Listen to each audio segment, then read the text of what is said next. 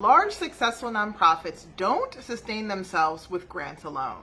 Now, I know you might be sitting at a nonprofit right now watching this thinking, we sustain ourselves with grants. How do the big guys do it? Well, give me 5 minutes and I'm going to show you how large nonprofits diversify their funding sources to build decades of financial stability so they never have to worry about running out of money or going out of business. And drop a comment down below if you want to hear how I help my nonprofit client raise $20,000 in 60 days.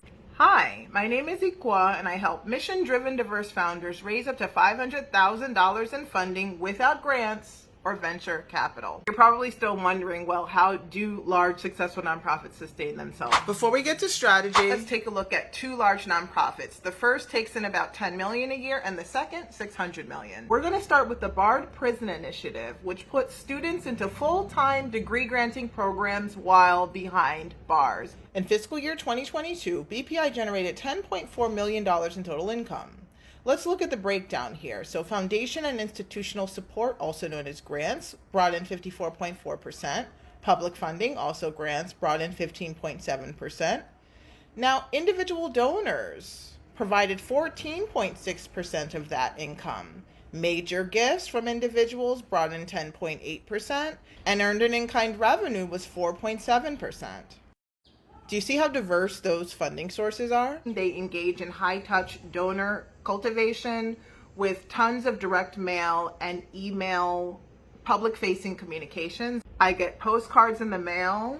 I even get greeting cards that I can use. Let's briefly touch on Médecins Sans Frontières, otherwise known as Doctors Without Borders. So of the $581 million that they brought in 2021, 68%, or $392.7 million, came from individual donors. That's people like you and me sending 25, 50, 75 bucks. Sustainer giving, that's people giving recurring donations, that was $48.9 million, otherwise known as 8% of the money they took in. Planned giving was 20%. Foundation money was a measly 1.5% of the money that they took in 2021. Even corporations outgave foundations to Doctors Without Borders at $17 million, or roughly 3% of the overall $581 million. The pandemic put 1/3 of nonprofits in financial jeopardy.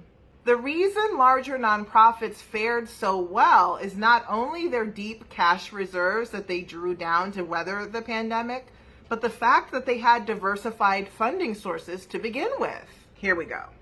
So what did we learn from Doctors Without Borders? We are no longer going to be focusing exclusively on foundations and institutional money or public funding. All right, those are not your growth areas. Those are the areas that are already overcooked. All right.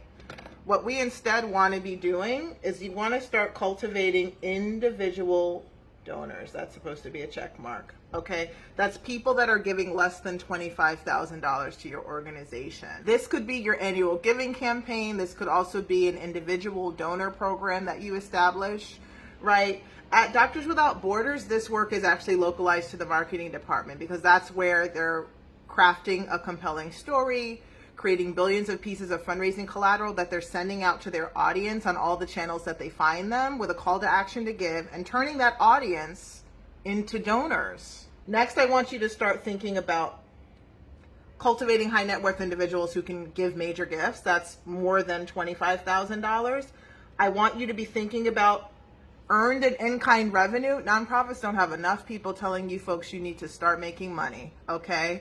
I need to remind you that nonprofit is not a business model. It is a tax status. Don't forget, lastly, about the corporations. There's millions, if not billions of dollars in corporate social responsibility money flowing, and you need to get in on it. And if there's one concept I want you to take away from this video, it's that even if you don't think you have the staffing or capacity of a large nonprofit, you need to be borrowing from their success strategies if you want to be around in 5 or 10 years. I am breaking down how I helped my client raise $10,000 in 24 hours on Giving Tuesday and $20,000 total in their 60-day annual giving campaign. And all you have to do is drop a comment down below and I will send you a link to the video. I also built out their individual donor program, but that is not the purpose of this video. You don't want to miss this, so drop a comment down below and I'll send you the video.